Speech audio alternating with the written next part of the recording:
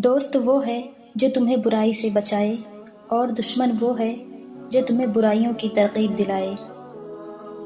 میں موت کو سعادت اور ظالموں کے ساتھ زندگی کو لائق ملامت سمجھتا ہوں۔ مومن نہ برائی کرتا ہے اور نہ ہی درپیش کرتا ہے، جبکہ منافق ہر روز برائی کرتا ہے اور ہر روز عذرخواہی کرتا ہے۔ ذلت کی زندگی جینے سے عزت کی موت کہیں بہتر ہے۔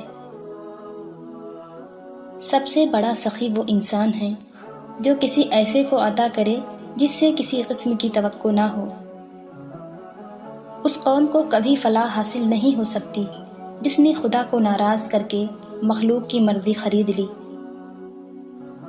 قیامت کے دن اسی کو امن و امان حاصل ہوگا جو دنیا میں خدا سے ڈرتا رہا ہو۔ جو چاہتا ہے اللہ پاک کو قریب سے دیکھے، امام حسین علیہ السلام کو وہ نگاہ حبیب سے دیکھے۔ کربلا کا سب سے بڑا سبق یہ ہے کہ امام حسین علیہ السلام اور ان کے ساتھیوں کا اللہ پاک پر حیران کن یقین تھا۔ عشق بس 2 بار ہی ہوا ہے۔ عشق اللہ نے کیا، کائنات بنا دی۔ عشق امام حسین علیہ السلام نے کیا، اپنی پوری کائنات لٹا دی۔ جو لوگ خدا کی عبادت کسی چیز کی خواہش کے لیے کرتے ہیں، ان کی عبادت تاجروں کی عبادت ہے، اور جو لوگ خدا کی عبادت کسی چیز کے خوف سے کرتے ہیں، ان کی عبادت غلاموں کی عبادت ہے، اور جو لوگ خدا کی عبادت شکر کے عنوان سے کرتے ہیں، وہ آزاد لوگ کی عبادت ہے، اور یہی سب سے افضل عبادت ہے۔ حضرت امام حسین علیہ السلام نے فرمایا، جب جسم موت کے لیے ہے تو اللہ کی راہ میں شہید ہونا سب سے بہتر ہے۔ سردار بننا چاہتے ہو تو جد و جہد کو اپنا معمول بنا لو۔ اپنے کام کے صلے کی واجب سے زیادہ امید نہ رکھو۔ مروت یہ ہے کہ جب وعدہ کرے تو پورا کرے۔ ظالموں کے ساتھ رہنا بذات خود ایک جرم ہے۔ ذلیل وہی ہے جو بخیل ہے۔ تقویٰ اور نیکی آخرت کے لیے بہترین زاد راہ ہے۔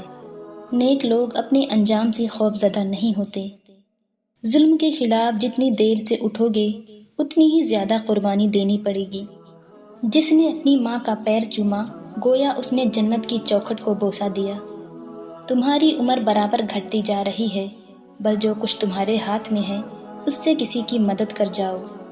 زندگی کا کوئی اعتبار نہیں، جس قدر ممکن ہو دوسروں کے کام آؤ۔